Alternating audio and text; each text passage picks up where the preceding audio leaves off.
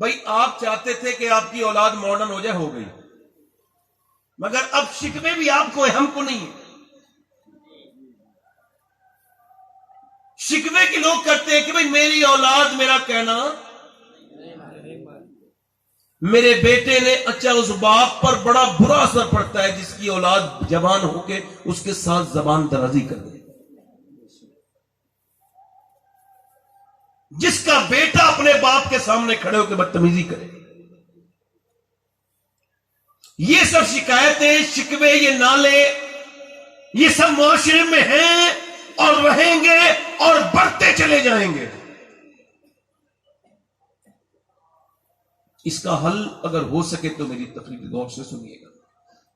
میں نے خالی آپ سے کوئی سوال نہیں کیا، اس کا جواب بھی میرے پاس ہے۔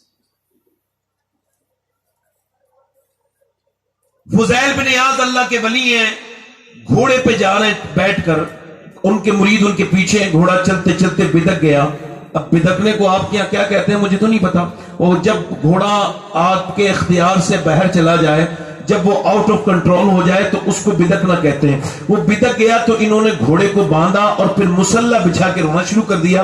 مریدوں نے پوچھا حضور یہ گھوڑا پریشان کر رہا تھا تو گھوڑے کو ہی پیار کرنا تھا، یہ مسلح بچھا کے نماز سمجھ نہیں آئی؟ تو رو کے فرمانے لگے میرے نبی کی حدیث ہے کہ جب کوئی انسان اپنے اللہ کی بات نہیں مانتا تو اس کے نیچے والے اس کا کہنا نہیں مانتے، اس کے ماتحت اس کا کہنا نہیں مانتے۔ میں سمجھ گیا کہ میرا رب مجھ سے ناراض ہو گیا ہے، تو یہ گھوڑا بھی میرے کہنا نہیں مان رہا ہے، تو میں نے سوچا گھوڑے کو کیا منانا ہے، منانا ہے تو اپنے رب کو منانا ہے۔ سبحان اللہ سبحان اللہ۔ کی کو کم کر کے آواز ٹھیک کریں، آواز اتنی رہنے دیں، بس یہ سی ٹی وی ٹی بند کر دیں۔ اس کا مطلب آپ سمجھ رہے ہیں آپ کو اللہ نے سب کو اولادیں دی ہیں، اور جنہیں نہیں ہیں انہیں ملیں گی، تو تھوڑا سا میری تقریر میں آج کی اولاد کو تھوڑا سا پالنے کا تھوڑا سا آپ تربیت سیکھ لیں تھوڑی سی، باقی تو آپ ماشاءاللہ سب سمجھدار ہیں۔ مطلب یہ ہے کہ جب آپ کے امام حسن اور حسین میں کوئی بات ہوئی بچوں میں، مخدومہ کائنات سیدہ فاطمہ الزہرا نے دونوں کو بلایا کہ کوئی تم میں بات ہے؟ ہاں امی ایک ہلکی سی بات ہو گئی، کہا ایک دم وضو کرو، دونوں نماز پڑھو۔ کہا امی ہم آپس میں بات کر لیتے ہیں۔ کہا نہیں نماز پڑھو، اللہ سے توبہ کرو۔ کہا امی کیوں؟ نانا کی حدیث ہے دو بھائیوں میں جھگڑا تب ہوتا ہے جب ان سے اللہ ناراض ہو جاتا ہے۔ اللہ اکبر، اللہ اللہ اللہ اللہ اللہ اللہ۔ اس کا مطلب بالکل صاف ہے، اگر ایک ماں اور ایک باپ چاہے تو اپنی اولاد کو اپنے ساتھ لٹالتے وقت آپ نے دیکھا ہوگا قرآن نے کتنی مرتبہ یہ لفظ بیان کیے کہ وہ بیٹے سے اپنے کہنے لگا یا بنیا کے لفظ کتنی مرتبہ آپ قرآن کو پڑھیے بار بار آتے ہیں، یعنی باپ کا بیٹے سے بار بار کلام کو بیان کیا جاتا ہے۔ حضرت اسماعیل کی بات کو کتنی صاف صاف بیان کیا گیا ہے ابراہیم علیہ السلام کے ساتھ کہ جب بچہ آپ کا سو رہا ہو اور سونے جا رہا ہو تو آپ جو اس کو سنا دیں گے نا، کسی مولانا کی سنائی میں اتنا اثر نہیں ہے جتنا ماں باپ کی سنائی میں۔ اللہ اللہ، کیا پیغام ہے، اللہ اللہ۔ اس کا مطلب یہ بالکل صاف ہے کہ اگر ماں نیک ہو تو بچے نیک، اگر باپ نیک ہو تو بچے نیک۔ اور یہ بات بالکل صحیح ہے کہ ایک عورت چاہے تو ایک گھر کو جنت بنا دے، جہاں جنتی رہتے ہو وہ جگہ جنتی تو ہوتی ہے۔ توجہ ہے آپ کی میری بات کرنے کی؟ توجہ کریں میری بات پہ غور کریں۔ یعنی اگر ایک ماں چاہے، ایک عورت اپنے آدمی کو لے کر کے، اپنے جوان شوہر کو لے کر کے، اپنی بیٹے کو لے کر کے مظفر پور گئی اور بازار میں وہ گھومنے لگی، اس کو شاپنگ کرنا تھا، 1 2 3 4 5 جتنی بھی دکانیں اس کو دیکھنی تھی اس نے دیکھی، پیچھے وہ آدمی بچے کو لے کر کے گود میں چل رہا ہے، جو کبھی اپنی ماں اور بہن کے ساتھ بازار نہیں گیا وہ اپنی بیوی کے ساتھ بازار جا رہا ہے، بچے کو بھی سنبھالے ہوئے ہے، اور پھر شام تک شاپنگ کر کے تھک کے گھر آیا تو پڑوس میں ایک نیک عورت تھی، اس نے اس عورت سے کہا دیکھ تو نے چاہا تو تیرا آدمی پورے دن بازار میں رہا، اگر تو بازار لے جا سکتی ہے تو اپنے آدمی کو تو مسجد بھی بھیج سکتی ہے۔ اللہ اللہ اللہ، نعرہ تکبیر، نعرہ رسالت، فیضان امام حسین، فیضان غوث اعظم، فیضان سرکار سرکاری۔ تو اگر چاہے تو میری بہن اگر تو چاہے تو کیا نہیں کر سکتی. یعنی یہ غیر منقسم ہندوستان میں ایک شادی ہوئی. اچھا ہمارے یہاں پہ ایک شادی ہوئی تو ایک عورت اپنے شوہر کے پاس آئی, اس نے دیکھا وہ قرآن پڑھا ہوا نہیں تھے, یہ قرآن پڑھی ہوئی تھی, تو اس نے اسے قرآن ہی پڑھا دیا 3 سال. اللہ اللہ اللہ. ابھی کوئی پڑھی لکھی عورت آ جائے کسی جاہل کے گھر میں تو پوری زندگی یہی تانے دے کے لڑائی لڑتی ہے کہ تو ہے ہی جاہل. تو اس سے کیا ہو رہا ہے؟ کوئی آپ اگر پڑھ لکھ کے آئی تھی تو ماحول بدل دیتی. آپ کا آدمی اگر جاہل تھا ٹھیک ہے, نہیں پڑھا, اولاد کو پڑھا دیتی. بہتر تو یہ تھا کہ اپنے مرد کو بھی پڑھاتی. اگر عورت چاہے تو پھر میں آپ سے عرض کر رہا ہوں, غیر منقسم ہندوستان میں بازید نام کا ایک چودھری تھا. اچھا اس کے پاس ایک آدھ 100 بیگہ سے زیادہ زمین, وہ 100 بیگہ سے زیادہ زمین تھی, باغات تھے, اس کے پاس حویلیاں تھی, 2 بیویاں تھی. اس نے تیسری شادی کی, تیسری بیوی جب آئی تو اس کو تیسری بیوی ٹھیک مل گئی. یعنی کبھی کبھی بیوی ٹھیک بھی مل جاتی ہے, اس کو تیسری ٹھیک ملی. کیوں ٹھیک ملی بتا رہا ہوں, کہ اس کا پورا بیک گراؤنڈ نمازی تھا, ماں نمازی, باپ نمازی, بھائی نمازی, یہ خود بھی 5 وقت کی پابندی کے ساتھ نماز پڑھنے والی. مگر اس گھر میں اس کا دل گھبرانے لگا. کیوں؟ کیونکہ کوئی نماز نہیں پڑھتا, 100 سے زیادہ نوکر, کوئی نماز نہیں پڑھتا. 2 بیویاں وہ نماز نہیں پڑھے, بچے پرانی بیویوں سے وہ نماز نہیں پڑھے. اب ذرا غور کریں, اس کا 1 ہفتے دل گھبرایا. پھر اس نے ترکیب سوچی کہ آپ نمازی کیسے بنانا ہے. تو اس نے سوچا تو نوکر سے کہا تم دودھ لے کے جاتے ہو چودھری کے لیے؟ کہا جب رات کو وہ سونے جاتا ہے, کہا میں لے کے جاتا ہوں. کہ آپ لے کے نہیں جائیں گے بلکہ میں اپنے شوہر کے لیے دودھ لے کے جاؤں. اچھا وہ دودھ لے کے جاتا تھا, ایسے ہی اس نے تھوڑے بادام لگا کے اس میں تھوڑا سا چھونکا دگایا, اچھے سے بنایا دودھ اور سرخ کر کے دودھ لے کر کے گئی.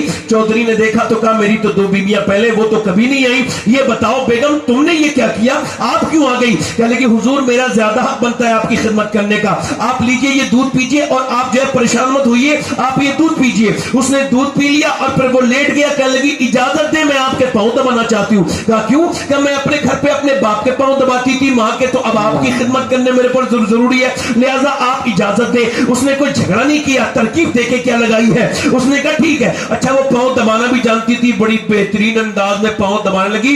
اس نے اس نسوں کو چھیڑا جس سے بندہ ریلیکس ہوتا ہے. وہ جب نیند اس کو آنے لگی نا چودھری صاحب کو, چودھری لگا سونے, اور جب یہ جانے لگی تو کہنے لگی چودھری صاحب آپ کو نیند آ رہی ہے اور میں اجازت چاہتی ہوں اور میں بھی جا رہی ہوں, مگر اگر آپ کو برا نہ لگے تو صبح فجر میں نماز کے لیے اٹھا دوں. اللہ اللہ, اے سبحان اللہ, سبحان اللہ, سبحان اللہ. ایک تو چودھری, دوسرا مرد, غصہ ہو گیا. تو مجھے نماز کے لیے بتائے گی بھاگیا سے. اب آپ کے اور میرے حساب سے تو بے عزتی ہو گئی. یہ کس نے زاویہ بنایا ہے کہ جو بدتمیزی کرے اس نے بے عزتی کر دی؟ یہ آپ نے اتنی کمزور عزت کیوں بنا لی اپنی؟ آپ کو یہ کیوں لگتا ہے کہ جو گالی بکتا ہے وہ بے عزتی کر دیتا ہے؟ یہ آپ کو لگتا ہوگا, یہ آپ سوچتے ہوں گے, مگر میری سوچ الگ ہے. میں یہ مانتا ہوں کہ جو گالی جس نے گالی دی اور جس کو گالی اس نے دی, اس کی بے عزتی نہیں ہوئی, بے عزتی اس کی ہوئی جس نے گالی دی. ماشاء اللہ, سبحان اللہ. گالی دینے والا عزت والا ہے, بہت جس نے گالی دی وہ عزت والا ہے, اور جو گالی سن کے صبر کر گیا وہ بے عزت ہے.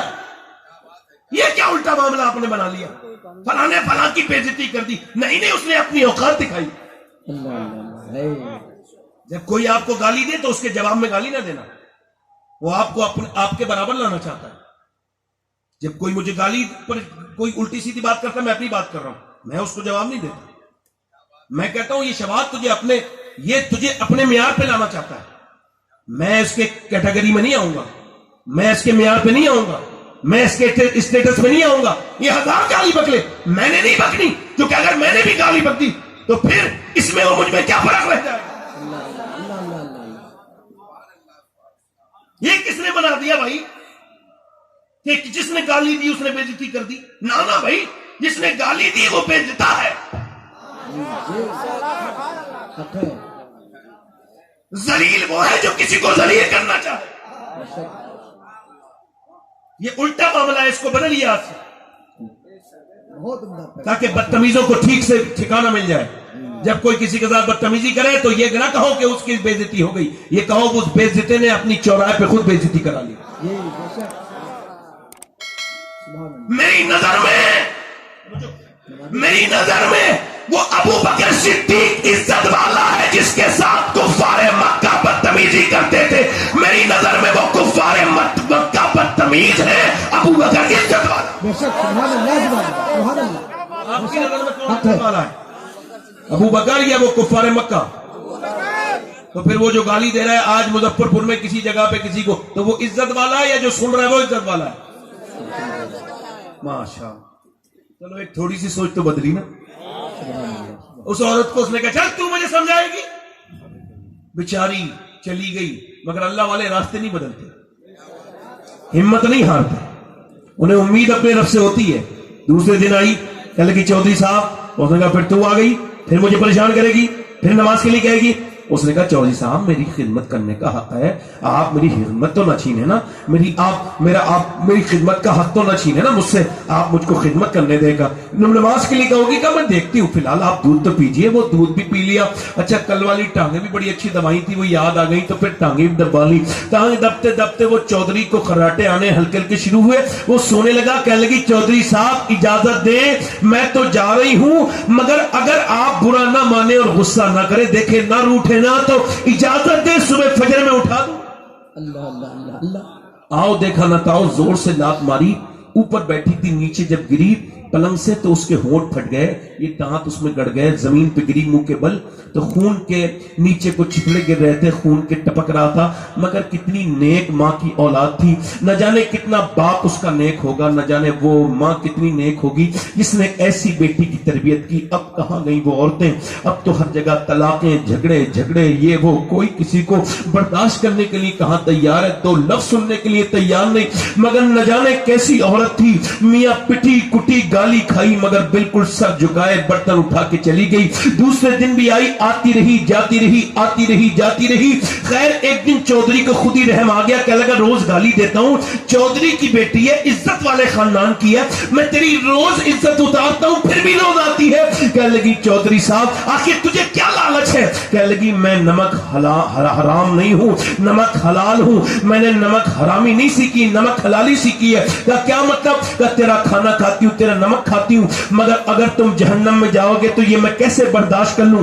کیا مطلب؟ کہ میرے نبی فرماتے جب بے نمازی مرے گا، مرتے وقت اس کو اتنی پیاس لگے گی اگر ساتوں سمندر کا بھی پانی پلا دیا جائے تو اس کی پیاس نہیں بجھے گی جو اپنے کریم رب کے سامنے نہیں جھکا، جو اپنے پروردگار کے سامنے نہیں جھکا.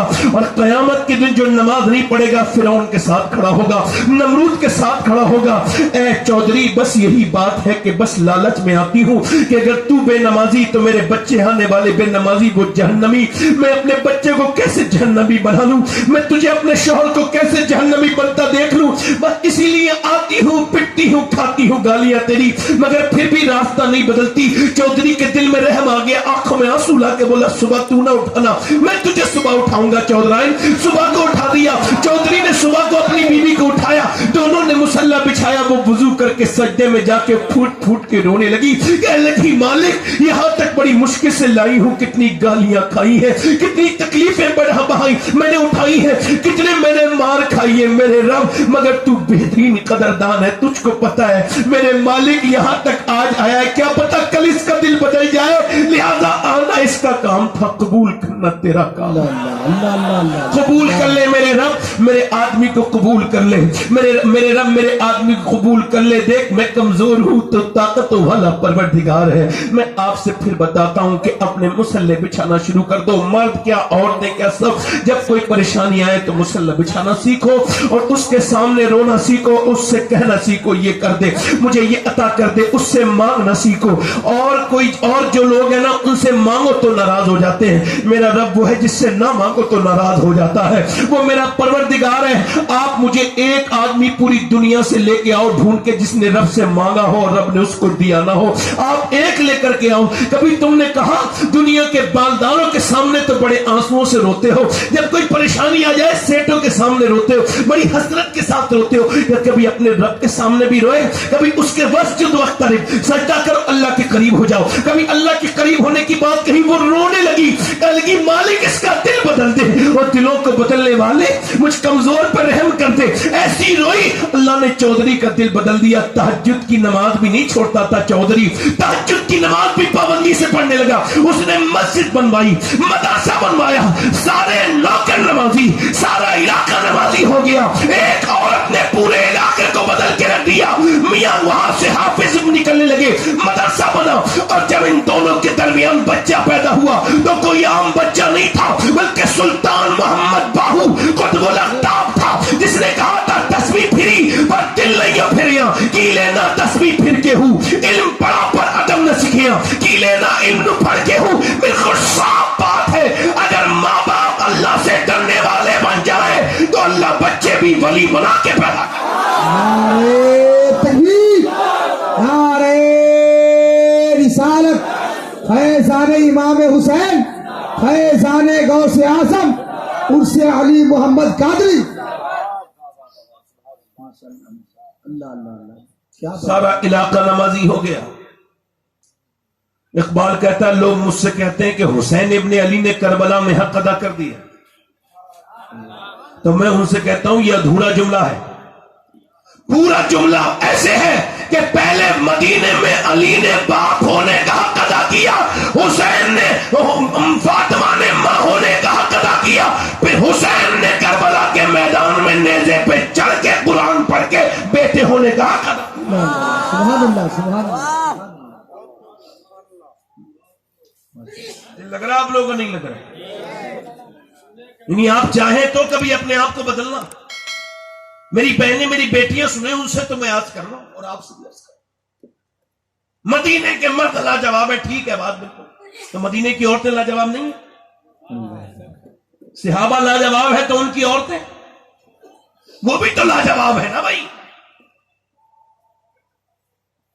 بلال حبشی نے جب اعلان کیا کہ اپنے اپنے بچوں کو لے کر کے آئیں, عورتیں اپنے اپنے بیٹوں کو لے کر کے آئیں, مرد آئیں جو نبی کے ساتھ جنگ میں جانا چاہیں. میاں پورے دن تانتا لگ گیا بلال کی اعلان پر. بلال کے اعلان پر صبح سے لے کے شام تک ایسا تانتا لگا کہ میاں عورتیں کوئی بیٹے کو لے کے, کوئی ماں اپنے بیٹے کو لے کے, بہنیں اپنے بھائیوں کو لے کے, پورے دن میاں بھیڑ لگی رہی. جوان جوان کڑیل کڑیل پلے ہوئے جوان اماں اپنے بچوں کو لے کے آتی تھی اور کہتی تھی یا رسول اللہ جب جنگ ہو تو پچھلی سب میں نہیں اگلی سب میں کھڑا کیجیے گا تاکہ ہم جلدی سے شہید کی ماں بن جائیں. اللہ اللہ اللہ اللہ اللہ اللہ اکبر, اللہ. رات کا وقت ہے, خنسا نام کی ایک عورت رو رہی ہے. کبھی ویکیپیڈیا پہ سرچ کیجیے گا, گوگل پہ خنسا بہت بڑی شاعرہ تھی اسلام لانے سے پہلے. رات کا وقت ہے, سو رہی ہے, صحابیہ ہے. رات کا وقت ہے, مسلح کو بچھا کے نماز پڑھ رہی ہے, اور بچھاتے بچھاتے روتے روتے بچہ 11 سال کا 13 سال کا دونوں کھڑے ہو گئے. اور دونوں ماں کے پاس جا کے بولے امی کیوں رو رہی ہے؟ سلام پھیر کے بولی تم اٹھ گئے؟ کہا تیرے رونے سے ہماری آنکھ کھل گئی. کیوں رو رہی ہے بتا؟ تیری آنکھوں میں آنسو نہیں دیکھ سکتے میری ماں, تو میری ماں ہے, تو نے بڑی تکلیفیں اٹھا لی, اب تیرے بچے بڑے ہو گئے, تو کیوں روتی ہے؟ ماں کہنے لگی بیٹے بس افسوس ہے, حسرت ہے, میرا دل کرتا تھا کہ میرے بچے بھی حضور کے نام پہ شہید ہو جائیں, مگر تمہاری عمریں ابھی کم ہے, بس یہی سوچ رہی ہوں. اور تو نے تو بچے بھیج دیے مگر تمہاری عمریں کم ہے. بچوں نے کوئی اور دوسری بات نہیں کہی, اندر گئے, چھوٹی چھوٹی تلواریں لے کر کے آئے, اور میاں 13 سال کا لڑکا 11 سال کا دونوں تلواریں لے کے آئے اور اپنی تلواروں کو ہوا میں لہرا کے بولے تو چل تو ایک بار نبی کے پاس لے کر, ہماری عمریں کم ہے مگر ایمان میں کوئی کمی نہیں. تھوڑا کیوں کر رہی ہے؟ نعرے رسالت, تھوڑا کیوں کر رہی ہے؟ چل لے کے چل. بچہ لے کے گیا, ماں نے کہا بیٹے چھوٹے ہو کر نہ لے کے چل, تیرے دودھ پہ حرف نہیں آنے دیں گے, تجھے بدنام نہیں ہونے دیں گے, چل. تو میری ماں بچے کو لے کر کے ماں گئی, اور ماں جب حضور کی بارگاہ میں پہنچی میرے سرکار نے فرمایا تیرے بچوں کی عمریں کم ہیں. تو دونوں بچوں نے تلوار جب چلائی, حضور نے فرمایا بڑا والا جا سکتا ہے, چھوٹا والا نہیں جائے گا. تو چھوٹے والے کی آنکھوں میں آنسو آ گئے, اس نے اپنے دونوں پاؤں سے وہ اچکنے لگا, اپنی ہائٹ بڑھانے لگا. نبی نے دیکھا کہ وہ اپنے پنجوں کے بل کھڑا ہو رہا ہے, حضور نے فرمایا بھائی تم چھوٹے ہو ابھی, ہائٹ نہ بڑھاؤ. لگا حضور چھوٹا ہوں مگر اس سے زیادہ طاقت رکھتا ہوں جسے آپ نے اپنی فوج میں بھرتی کیا ہے. حضور نے فرمایا اچھا ٹھیک ہے. کہنے لگے آپ کشتی کرا دیجئے. حضور نے فرمایا ٹھیک ہے.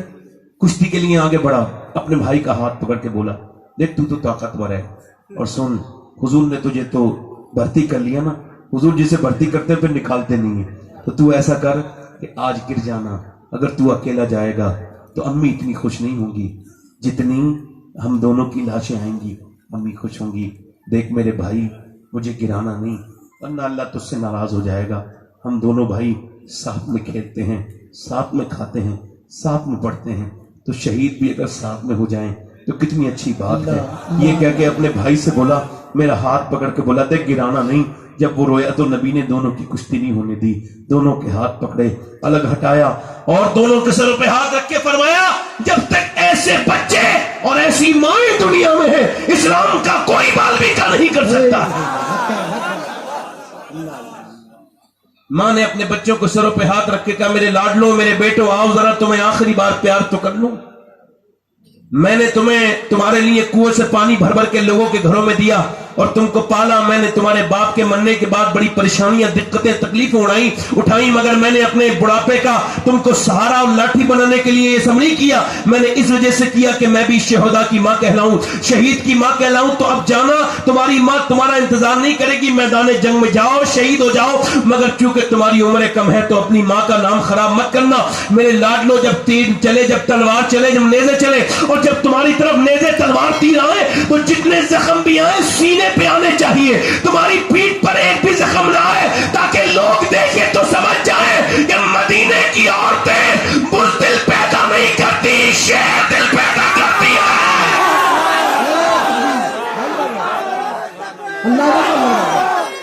یا رسول اللہ،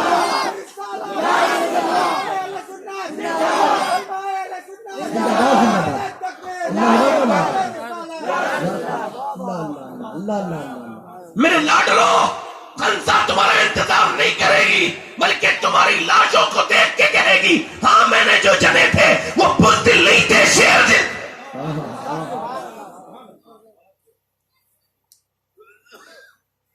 ایک عورت اور آ گئی اور اس کی بچے کی عمر بھی 3 سال کے قریب، 28 سال۔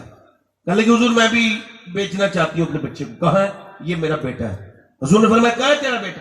یہ کھڑا ہے، 3 سال کا، 2.5 سال کا بچہ، یہ کیا کرے گا؟ آپ بھی تو بچے والے ہو، میں بھی تو بچے والا ہوں۔ حضور کی بارگاہ میں لے کے گئی، یا رسول اللہ اس کو قبول فرمائے۔ حضور نے فرمایا یہ کیا کرے گا جنگ میں؟ کہنے لگے حضور آپ کی طرف تیر آتے ہیں، تلواریں آتی ہیں، نیزے، آپ کو ڈھال کی ضرورت پڑتی ہوگی۔ یا رسول اللہ تو جب تیر چلے، جب نیزہ چلے، جب ڈھال چلے، جب آپ کی طرف آئے تو آپ میرے بچے کو، میرے لال کو ڈھال بنا لیجئے گا۔ اگر ایک تیر، ایک تلوار کا وار بھی میرے بچے نے سہ لیا اور آپ کے اوپر آنے سے بچ گیا وہ بار، تو قیامت کے دن میں کہوں گی میرے مالک میرا بیٹا تو چھوٹا سا تھا مگر تیرے محبوب پہ میں نے قربان کر دیا۔ قیامت کی اس کے علاوہ کوئی بیٹا نہیں میرے پاس ہے۔ میرے نبی نے اس بچے کو اٹھایا، پوری داڑھی بھیگ گئی اور فرمایا اللہ تیرے بچے کو لمبی عمر دے، جا تیرا بچہ شہید نہیں بھی ہوگا اللہ تجھے پھر بھی شہداء کی ماں کے ساتھ اٹھائے گا۔ میں کہتا ہوں یار ایسے بھی کسی کے چاہنے والے، میرا امام کہتا ہے حسن یوسف پہ کٹی مصر میں انگشت زراں، سر کٹاتے ہیں تیرے نام پہ۔ آج عورتوں کو مسجد میں بھیجنے کا ہنر نہیں پتا، اپنے بچوں کو قرآن پڑھنے کا ہنر نہیں پتا، اور وہ یہ سمجھتی ہیں کہ اس سے ان کو کامیابی ہو جائے گی۔ ذرا غور تو کرو کہ 2.5 سال کے بچے کو ماں لے کر کے آ گئی، کیسا عشق رسول تھا ان صحابہ کے اندر، ایسی محبت کی تھی انہوں نے آمنہ کے لال سے۔ تبھی تو میں کہتا ہوں کہ اللہ نے اپنے حبیب کو یار بھی چن چن کے دیے اور رشتہ دار بھی چن چن کے دیے، نہ نبی کے یاروں کا کوئی جواب ہے نہ رشتہ داروں کا۔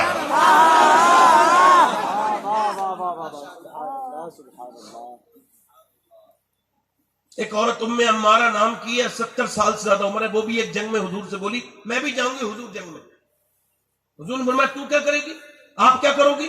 کہنے لگی میں حضور میں جو ہے نا وہ زخمیوں کو پانی پلاؤں گی۔ کیا کروں گی؟ بولو، زخمیوں کو، جلدی بولو، زخمیوں کو۔ اچھا جیسے اگر کوئی مسلمان کیمرہ مین بن جائے تو وہ مسلمان نہیں رہتا کیا؟ بتائیے، آپ سے سوال کریں۔ جیسے کوئی جلسہ قبر کرنے کے لیے آئے تو اس کو سبحان اللہ نہیں کہنا چاہیے؟ ایک سوال کر رہا ہوں, جیسے اس کو نیکیاں زیادہ ہو گئی ہیں, صحیح, معذرت کے ساتھ بھائی برا نہ ماننا, یوٹیوبر لوگوں سے بڑا ڈر لگتا ہے. ہاں, یہ کس کی عزت کس وقت اچھالنے کچھ نہیں پتا. یہ کت کو اتنا ذلیل کر دیں ملا کے کاٹ واٹ کے کہیں سے کہ وہ جواب دیتے دیتے بیچارہ مر جائے. ڈپریشن کے مریض ہو گئے لوگ سوشل میڈیا کی وجہ سے, بلکہ کتنوں کی تو جانیں لے لی سوشل میڈیا نے, اور ایک دم یقین کر لیتا ہے. اور آج کل کی یہ تحقیق ہے کہ آپ دیکھیں گے کہ جیسے میرا ویڈیو ہے مگر میرا نہیں ہوگا, وہ میرا صرف سر لگا ہوگا, وہ کام اور کوئی کر رہا ہوگا, یہاں تک کہ آواز تک میری. یہ قیامت کا دور ہے, کسی کے اوپر یقین نہ کرنا,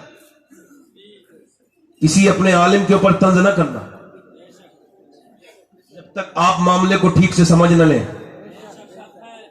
میں تو ان یوٹیوبر حضرات سے بھی گزارش کرتا ہوں کہ حضور کے جلسے میں اگر کوئی بات آپ کو ایسی لگے جو جائے گی تو جلسہ بدنام ہوگا, تو آپ یہ اچھا کام نہیں کر رہے, اور اس کا خمیازہ آپ دنیا میں بھگتیں گے. ایسا نہیں کہ آپ نے جو جلسے میں کاٹ کے ادھر سے ادھر سے کر دیا, بھائی توجہ ہے آپ کی نہیں, تو آپ کیا سمجھتے ہیں, اچھا وہ جو لوگ بیٹھے ہیں نا, لوگ تبصرہ کرنے والے, وہ ان کے تبصرے بھی دیکھیے. اب جلسوں میں یہی سب ہو رہا ہے, جلسوں سے اب کیا فائدہ ہے. میں نے ان سے کہا تھا کبھی میرے جلسے میں آ کے بیٹھو اور پوری تقریر سن کے بتاؤ اگر انسان کے بچے ہو کے فائدہ ہو رہا ہے کہ نہیں ہو رہا ہے. یار جو خیر ختم ہو گئی کیا, بتاؤ خیر ختم ہو گئی کیا, بتاؤ کیا اچھائی ختم ہو سکتی ہے کبھی. بھائی سورج پہ تھوڑی دیر کے لیے بادل آ سکتے ہیں, ہمیشہ تو بادل قبضہ نہیں کر سکتے نا سورج کی روشنی. توجہ کریں آپ, ام عمارہ نام ہے, 70 سال کی بوڑھی, میں بھی جاؤں گی. حضور نے فرمایا کیا کرو گی ام عمارہ؟ عرض کی یا رسول اللہ میں زخمیوں کو پانی بھی پلاؤں گی اور یا رسول اللہ زخمیوں کی مرہم پٹی بھی کروں گی. سبحان اللہ سبحان اللہ. بوڑھی عورتیں پہلے ایسی تھیں, آج کل کی کچھ بوڑھی عورتوں کو کہہ رہا ہوں, سب کو نہیں کہہ رہا ہوں, جو ایسی ہیں انہیں کہہ رہا ہوں, اور ان کو پہنچا دینا. بوڑھی عورتیں مرنے والی ہیں مگر ان کو طنز اور غیبت سے, چگلی سے, بہوؤں کے ساتھ جھگڑا کرنے سے فرصت نہیں, یعنی مرنے کے ٹائم تک جھگڑا کر کے جاتی ہے. ایک عجیب سی سوچ ہے کہ وہ اپنی بہو پہ روز طنز کرتی ہے اور بعد میں سمجھتی ہے یہ بہو میرے بڑھاپے میں جب گر جاؤں گی تو میری مدد کرے گی. نہیں نہیں, تو نے اس کو پریشان کیا, اور جب اس کا موقع آیا تو اس نے تجھے پریشان کیا. جب تیری بیٹی چلی گئی تو تیرے گھر میں آئی تھی, اسے اپنی بیٹی سمجھ لیتی. سمجھدار ساسیں ہوتی ہیں, 4 بہوؤں پہ حکومت کرتی ہیں دماغ سے, اور بے وقوف ایک ہی ساس ہوتی ہے, سب سے جھگڑا کر لیتی ہے, اس کو کسی کی برداشتی نہیں. سمجھداری سے کام لیں. اور ایک بات اور عرض کر رہا ہوں آپ سے, کسی غریب کی لڑکی پہ ظلم نہ کریں. خیر جو بات میں کر رہا ہوں بڑے دھیان سے سنیں. 70 سال کی ام عمارہ میدان جہاد میں دیکھ رہی ہے, اچانک حضور کی طرف لوگ بڑھے اور حضور کو شہید کرنے کے ارادے سے آگے بڑھے. جیسی وہ آگے بڑھے ہیں, میرے نبی پاک صلی اللہ علیہ وسلم کی وہ چاہنے والی تلوار لے کے حضور کی حفاظت پہ کھڑی ہو گئی, اور کفار دیکھ رہے, بزدل تو ہوتے ہی کافر, انہوں نے دیکھا یار یہ تو عورت ہے, اس کی طرف سے ہی گھیرا توڑو, اور ادھر سے ہی وہ گھیرا توڑنے کے لیے جب گئے, اللہ اکبر, ام عمارہ کے ہاتھ میں تلوار تھی, تھے تو 70 سال کی مگر تھی تو مجاہدوں کی ماں. جیسے ہی اس نے تلوار ماری, اور سمجھ کے تلوار کے وار کو روک کے ایسی تلوار ماری کہ میاں بیچ میں سے 2 کر دیے, پھر دوسرا آیا, پھر تیسرا آیا, پھر چوتھا آیا, کاٹتی رہی یہاں تک کہ ایک عورت نے 7 کو ایسا کاٹا کہ ان کی لاشیں کانپنے لگی. جب اس ام عمارہ کی تلوار کو دیکھا کفار بھاگنے لگے, کہنے لگے ہم مسلمانوں سے لڑ نہیں سکتے, جنگ نہیں کر سکتے,